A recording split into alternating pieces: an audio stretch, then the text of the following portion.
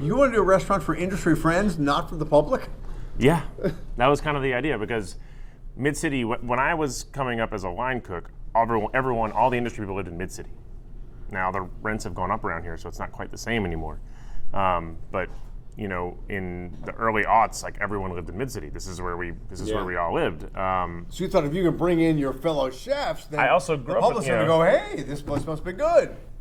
We didn't even think that far ahead. So originally, Mopho wasn't supposed to be, like, we were just going to open this little pho shop and have that, like, one day bankroll a bigger, fancier restaurant. Like, that was the idea.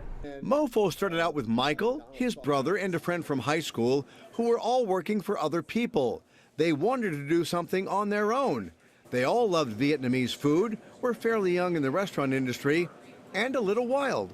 Back then, we were all power drinkers, and so you'd get up on your day off, and what did you want? You want something restorative, and so we go get pho. Also, the flavors were exciting; they were different. We were all kind of cooking the same versions of New Orleans cuisine, which I love, but after a while, all the heavy cream and butter, like the Vietnamese cuisine was very light. Yeah. Lots of ginger, lots of garlic, lots of bright flavors, lots of acidity, lots of fresh herbs, and so these were the things that we craved.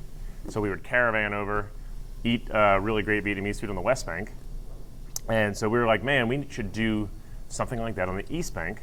They did, and the business blossomed.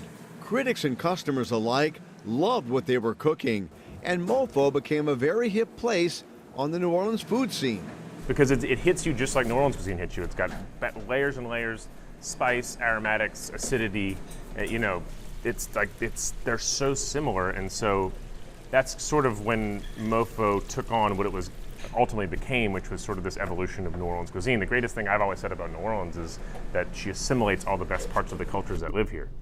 You know, we don't have, like, yes, we have a Sicilian food here, but it's New Orleans Sicilian. Yes, we have French, but it's New Orleans French. Yes, you know, all of those cultures get assimilated. We don't realize that our andouilles and everything are actually German. That's German smoked sausage for the, you know, Bayou des Almonds. That's the German bayou, where all the Germans settled and started making their smokehouses and selling it to the French, but calling it andouille so the French would buy it.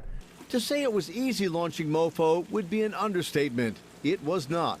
We have just now gotten everything under control. It was Really, after 6 years? After it takes that long to get all the nuts and screws and bolts tightened up. It's amazing. But that didn't stop him from venturing into a new project. After all, he was making quite a name for himself. We got some pretty big awards here. I got the Food and Wine Best New Chef, and so I thought I was hot to trot. I'm like, we got to strike now. We got to open our second restaurant, but we didn't realize that Mopho was still building its name. So we opened Maypop, and Maypop became an afterthought. People were still talking about Mopho. Yeah. And it was just too fast on the heels, one or the other. Really, Mopho had only been open 3 years. Maypop's already been open 3 years.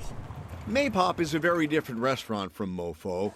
Michael describes it as the Mississippi Delta meeting the Mekong Delta and beyond to many other cultures. Which I'm going to warm up with some crab meat. In many ways, Michael's a chef who describes himself as a food nerd who wants to cook what he likes. When Maypop first opened, we had so many people walk by, look at the menu, and then just walk off because there's nothing on there that they identified with. And so we had to tone Maypop's menu down. That's why, because I was just kind of going off on chef tangents and doing whatever I wanted to do, and that didn't work.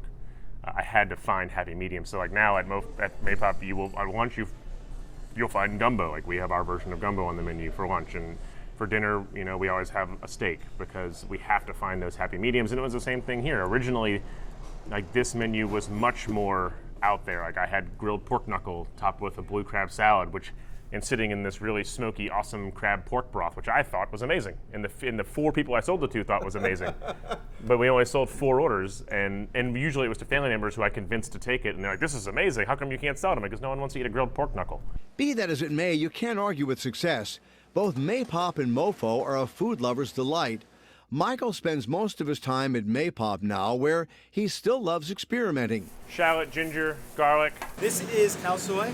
Paul Schell is now the chef at Mopho. And if you ever wondered where the name came from... Well, you kind of know where it came from. I want to hear Everyone from knows you. what it actually means. And that was us making fun of ourselves. We know that we are 3 white guys. We weren't ever trying to make a better Vietnamese restaurant. We were trying to make a restaurant that was a New Orleans restaurant inspired by a cuisine that we loved. And in this case, mission accomplished at both Mopho and at Maypop in the warehouse district.